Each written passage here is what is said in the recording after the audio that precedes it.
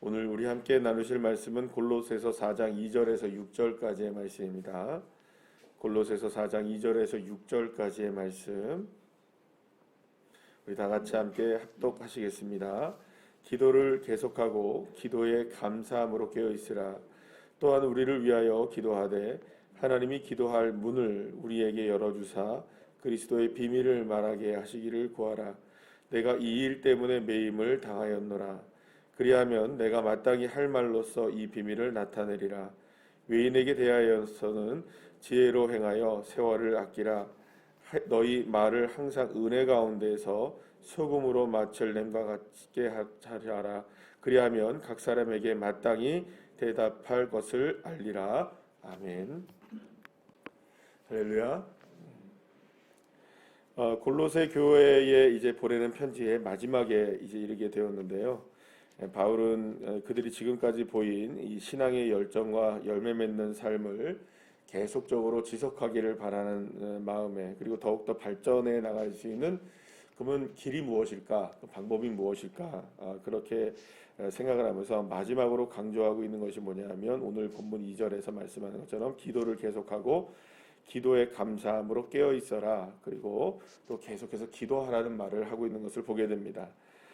기도는 우리가 뭐 강조를 하고 또 강조를 해도 지나침이 없는 것이고, 또 우리에게 있어서 하나님의 능력과 하나님의 나라, 하나님의 권세, 그리고 성령의 충만함, 그리고 또 하나님의 임재하심, 그리고 또 하나님의 역사하심 등 모든 것들을 사실 일으키는 가장 출발점이 되는 것이 이 기도라고 분명히 말할 수가 있겠죠. 그래서 하나님께서 우리에게 역사하셔서 큰 길을 만드시고 기적의 기념비를 세우시게 하시는 그 모든 것들도 사실은 주님이 우리에게 무엇을 요구하시느냐? 기도를 요구하신다는 것이죠. 기도하지 않고 기적이 일어난 역사가 없고, 기도하지 않고는 하나님의 능력을 경험한 적도 없습니다. 그러니까 모든 것의 출발점에는 주의 자녀들이 다 하나님 앞에 무엇을 했던 겁니까? 기도하는 그 삶이 있었던 것이죠. 그래서 사실은 하나님의 전능하심을 맛볼 수 있는 유일한, 우리가 할 수 있는, 그러니까 하나님이 우리에게 주시는 은혜의 역사를 우리가 함께 참여할 수 있는 유일한 통로가 있다면 기도가 되는 것입니다. 그래서 하나님은 우리에게 기도가 어떠한 선택사항으로 말씀하신 것이 아니라, 오늘도 보면 항상 기도하라 이렇게 얘기하죠. 그래서 언제나 기도하는 것에 대한 부분을 우리에게 말씀하고 있는 것을 보게 됩니다. 그래서 깨어 있으라라는 이야기를 하고 있는 것을 보게 되죠. 그래서 기도에 항상 깨어 있고, 기도하는 것은 우리가 쉬지 말고 기도하는 것이라는 것을 분명히 성경은 우리에게 이야기합니다. 그래서 기도는 결코 선택 사항이 아니라 필수 사항이고, 신앙에 있어서 가장 중요한 토대라고 말할 수가 있습니다. 우리가 마태복음에서도 주님께서 우리에게 말씀하신 것처럼 기도를 하면 땅에서 메고 푸는 거죠. 기도를 통해서 땅에서 메고 풀면 하늘에서도 메어지고 풀려진다. 그러니까 기도가 이러한 능력이 있다는 것을 분명히 주님께서 우리에게 여러 차례 말씀을 하셨습니다. 그러니까 기도로 인하여서 하늘의 보좌가 움직일 수 있다는 건 놀라운 일 아니겠습니까? 어떻게 땅에 있는 우리가 하늘의 보좌를 움직일 수 있겠습니까? 어떻게 땅에 사는 우리가 하나님의 마음을 움직일 수가 있겠습니까? 그것을 가능하게 하는 유일한 우리가 할 수 있는 방법이 기도하는 것이겠죠. 사랑하는 여러분, 저와 여러분에게 있어서 기도가 살 길임을 여러분들 기억하시기를 축복합니다. 그래서 우리가 두세 사람이 모인 곳에 성령이 임하시잖아요. 두세 사람이 임하는 곳에 무엇도 있어야 될까요? 당연하죠. 말씀도 있어야 되고 기도도 있어야 됩니다.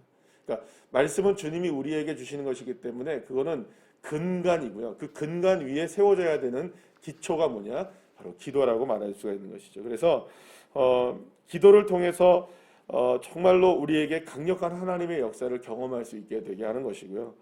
기도는 우리의 생활에 있어서 그래서 근간을 이루는 기초 중에 기초라고 할 수 있고, 중심 중에 중심이라고 할 수 있습니다.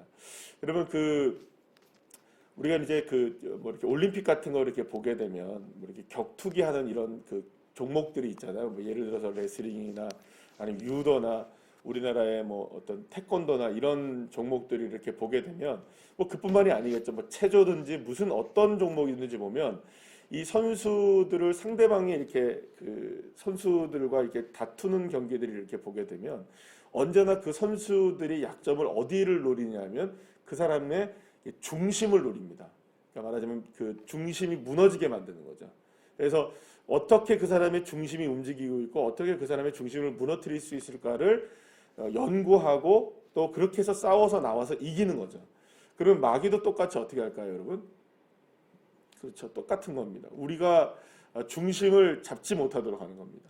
그러니까 중심을 잡지 못하려면 두 가지를 하겠죠. 정확하게 뭘 듣지 못하게 할까요? 하나님의 말씀 듣지 못하게 하겠죠. 그리고 또 두 번째는 뭘 할까요? 기도하지 못하게 하는 거죠. 그러니까 우리를 분주하게 만들든지 어떤 상황에 놓여지게 하든지 여러 가지 어떤 상황들을 통해서 우리 스스로가 뭘 하지 못하게 만드는 걸까요? 기도하지 못하게 하고 또 말씀을 듣지 못하게 하고 읽지 못하게 하는 그러한 상황 가운데 우리가 있으면서 우리는 늘 그렇게 핑계를 대겠죠. 뭐 때문에 기도 못하고 뭐 때문에 말씀 듣지 못한다? 뭐 바빠서, 일이 많아서, 뭐 어떤 게 뭐 어떤 문제가 있어서. 그러니까 자꾸 우리의 삶 속에서 말씀이 줄어들고 기도가 줄어들기 시작하면 무엇이 무너지고 있는 것일까요? 사실은 중심이 무너지고 있는 겁니다. 그러니까 마귀는 끊임없이 우리에게 그걸 공격해 오죠. 계속해서 공격해 오는 겁니다. 시험이 다가오는 거죠. 시험이 다가오는 거예요.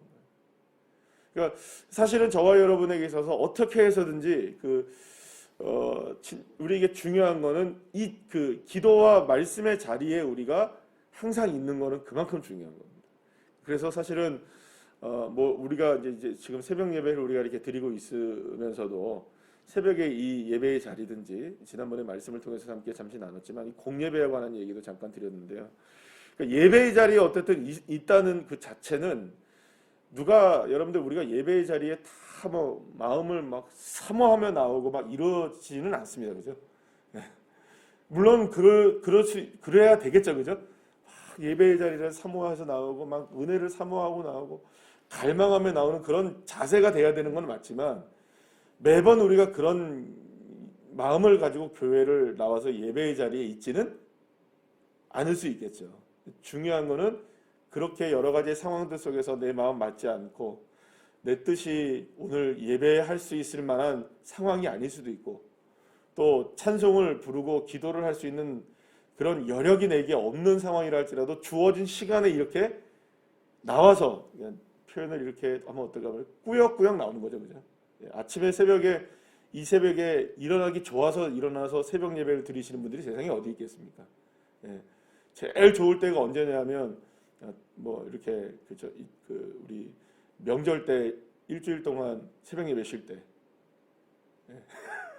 물론 그거를 다시 회복하려면 또 시간이 오래 걸리지만 얼마나 새벽 예배 안 나오면 여러분들 기쁘고 즐겁고 주님이 오신 것 같습니다. 그죠?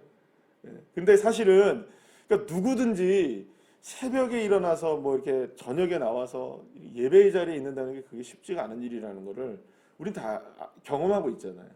그럼에도 불구하고 나오는 겁니다. 그럼에도 불구하고 듣기 싫어도 듣는 겁니다. 하기 싫어도 한마디라도 하는 겁니다. 기도라는 걸.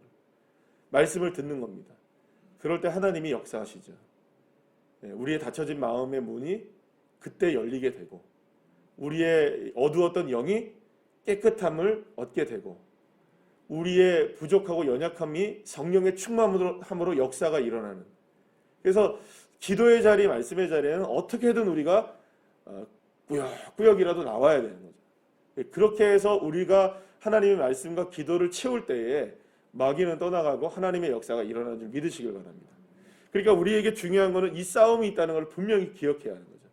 어떻게 해서든 지금 이 골로새 교회가 지금 건강한 교회로 어려운 상황 속에서도 참 어려운 상황이었거든요. 뭐 외적으로도 어렵고 내적으로도 이단과의 영적인 싸움에서 참 여러 가지로 쉽지 않은 상황 가운데 있었다는 거죠. 그런데도 불구하고 견고하게 믿음 안에 잘 자라고 있었던 그 모습을 어떻게 유지할 수 있고 더 발전시켜 나갈 수 있겠느냐. 그래서 사도 바울은 거기에 무엇을 얘기하는 겁니까? 예수 그리스도를 정말 흔들리지 않게 닮아가고 오직 믿음 안에 승리하는 그 방법은 기도밖에 없다. 결국에는 기도해야 한다라는 걸 얘기하죠. 그럴 때 이 기도할 때 오늘 그 본문에서 사도 바울은 한 4가지 정도의 역사가 일어난다고 말하는데 이렇게 얘기합니다. 3절 말씀 보시면 기도가 어떤 문을 엽니까? 전도의 문을 열어준다 이렇게 이야기하죠. 두 번째로는 5절 말씀에 보면 지혜로운 사람이 되게 한다 이런 이야기를 합니다. 그러니까 이렇게 할 때에 지혜롭게 행하게 된다 뭐 이런 이야기를 하는 거죠.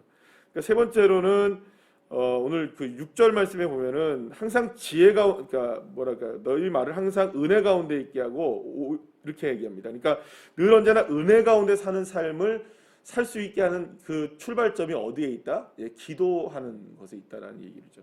네 번째는 마지막으로 결국에는 소금의 맛을 낸다 이렇게 얘기합니다. 그러니까 결국에는 이렇게 기도하는 자들에게 이러한 일들이 나타난다 이렇게 얘기하는 거죠. 근데 여러분들 이 네 가지만 기도하면 나타날까요, 여러분? 천만의 말씀이죠. 천 가지 만 가지 은혜가 다 무엇을 통해서 드러나는 걸까요?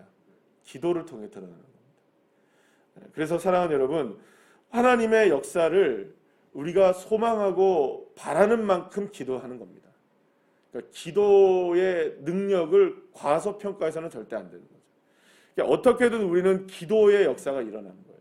일어나야 됩니다. 그래서 우리가 이 공예배에서의 기도뿐만이 아니라 또 어떤 개인적인 기도, 또 우리가 뭐 중보기도, 또 혹은 순모임에서의 기도, 선교에서의 기도, 그러니까 모이면 기도하는 그런 모습들이 우리에게 분명히 있어야 되는 거죠. 그래서 늘 이렇게 교회에서 이렇게 있다 보면은 교회 오셔갖고 잠시 동안이라도 기도하고 가시는 그런 분들 보면 참 감사한 거죠.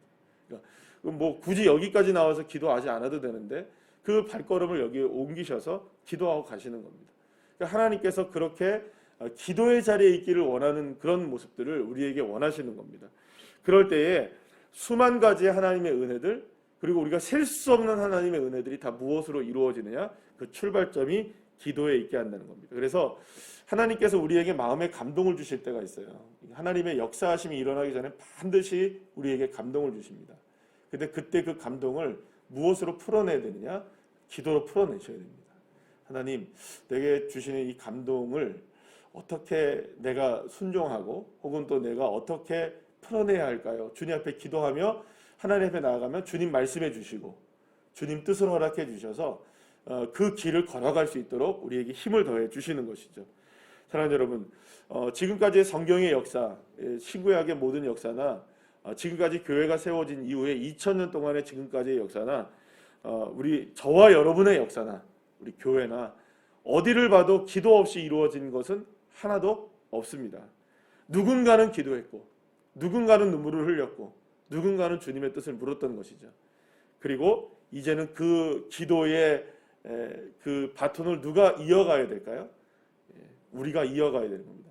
사실은 지금 여기서 골로새 교회를 향해서 사도 바울은 늘 언제나 골로새를 방문하고 싶었습니다. 근데 여력이 자꾸 여유가 없어졌던 거죠. 여러 가지 사건들을 통하여서. 그러니까 계속해서 무엇을 할 수밖에 없는 겁니까? 이 사도 바울이 사단이라고 얘기를 하며 예를 들어서 그들이 방문을 해서 그들을 위해서 좀 가르쳐주고 좀 이렇게 좀 이끌어주기를 그렇게 원했는데 그러지 못하니까 자꾸 어떻게 할 수밖에 없는 걸까요? 이 사도 바울은 그러니까 처음에 1장에서도 이야기하고 2장에서도 얘기하는 건 눈물로 기도하는 겁니다. 누구를 위해서? 골로새 교회를 위해서 눈물로 기도했던 거예요. 근데 그 눈물이 이제는 누구에게 이어져서 계속적인 기도가 되어야 되는 것일까요? 골로새 교회 성도들이 되어야 된다고 이야기하고 있는 것이죠.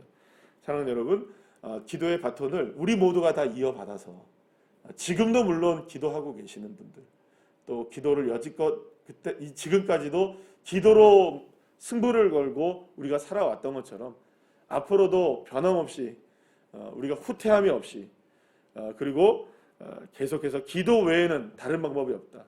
어떻게 이런 일을 가능했습니까? 예수님이 제자들이 예수님께 묻자 주님이 뭐라고 얘기하십니까? 기도 외에는 다른 방법이 없다. 기도면 된다. 기도가 능력이다. 할렐루야. 주님이 나에게 주시는 이 놀라운 확증의 길이 기도를 통해서 열려지고, 그래서 우리 모두가 다 함께 모여 기도할 때 놀라운 하나님의 역사가 일어나게 될 줄로 믿습니다. 기도하시겠습니다.